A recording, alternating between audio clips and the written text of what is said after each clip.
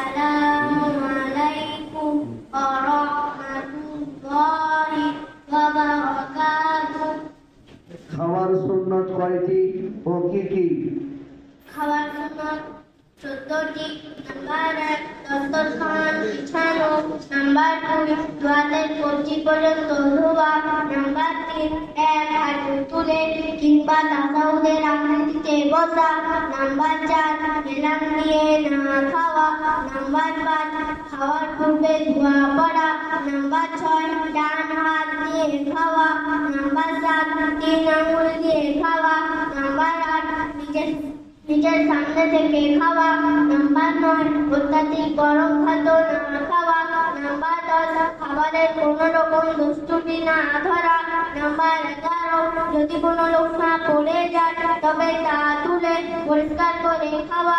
Number 12 পাত্র আঙুল চেটে পরিষ্কার করে খাওয়া।